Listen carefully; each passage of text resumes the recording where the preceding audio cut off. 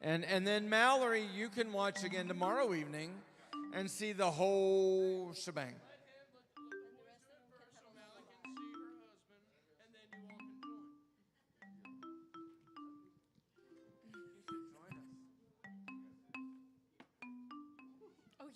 I am not putting my Maui costume back on for this.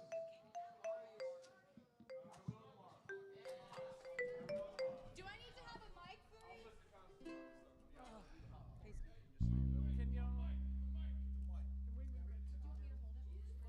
This? Yeah, you can use it. I'm just gonna play those. So move it. All right, do you guys want to do the haka part with us too? All right, stand up, stand up, stand up. All right, you all remember how it goes? All right. Kamate, kamate, iya, iya.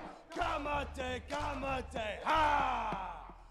Kamate, kamate, iya, iya. Kamate, kamate, ha. One more. Kamate, kamate, iya, iya. Kamate, kamate, ha. Is that all we're gonna do with it? We'll see. Might as well just sing it, yeah. She wants to see the words theirs. Okay.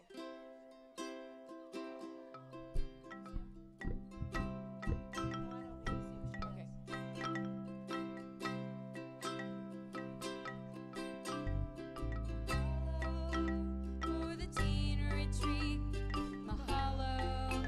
For the sun that shines, mahalo. For the water we drink, mahalo. For the cool AC, sing mahalo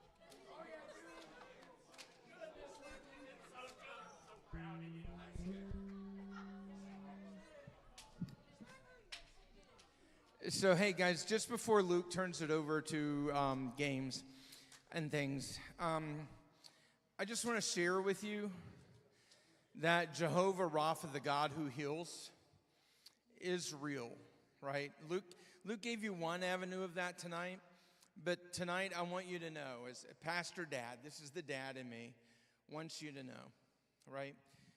There are a lot of you who are thrown pills, told you're this, told you're that, and you have resigned yourself to believing that to be part of your life from now until the Lord comes back or you die, right? I believe in a God who can touch you, and I believe in a God who can heal you. Now, understand that you should do what your mom and dad say. You should do what your doctors say. But there's also a power of healing that comes from God. And Luke will tell you, I have often said, I refuse to sentence my kids, Luke and Isaac, I refuse to sentence my kids to a lifetime of taking medicine. And I will turn to God first. Amen. Now sometimes God says, no, this is the path, at least right now, that I've chosen. But I want you to know that there is a higher way. There is a God who heals. His name is Jehovah Rapha. And there is nothing, whether it's attitude, whether it's behavioral, whether it is anxiety that Luke mentioned, or other things. Maybe it's brokenness from a family and situations and circumstances that you just didn't deserve. Let me tell you, I was born to an unwed mother and was an only child of an only child until my mid-teens. I came home to an empty house almost every day after school. Mom was working 2, 3, sometimes 4 jobs to make sure that she could just pay the bills. And I was a latchkey kid that came home, cooked my own meals, did my own homework, all by myself, right? Because Mom had to do what she had to do. Because the bills were going to come whether or not she had the money for it, right? And I didn't have a dad to throw ball with me in the front yard. I didn't have, someone to help me with my homework. I didn't have all of the pipe dreams that the world gives us as far as family is concerned. And some of you haven't either, right? I didn't deserve the difficulty of my situation. You don't deserve the difficulty of your situation, okay? And so I want you to know these things. I want to be honest and real with you about these things because I want you to understand that there's no judgment here. There's no finger pointed here. There's no hierarchy of who has it better and who has it worse here. We're all one. We all love you. We all care about you. And we all are working, some more than others, right? Chris and Annie are preparing 3 meals a day, plus snack, right? We're playing games, most of us, right? So way more, there's a lot of people and no one's getting a dime, man. No one's getting a dime. This isn't about us. This is about you all. We are here to see you healed and set free from the things that bind you. And as Luke said tonight, I can't do that healing directly, right? I can't call on Jay to heal you, right? But I have a personal relationship. I'm not just in the talking stage with God. I have a real relationship that spans over 30 years with the living God, with the God who heals. I have seen him do it time and time again. And so if you're hurting, if you're struggling, if there's circumstances in your life that you don't want to carry into adulthood, and you don't want to carry those labels over you for the rest of our life, because we've got a label society, and they will label you and leave you. Amen? I refuse that.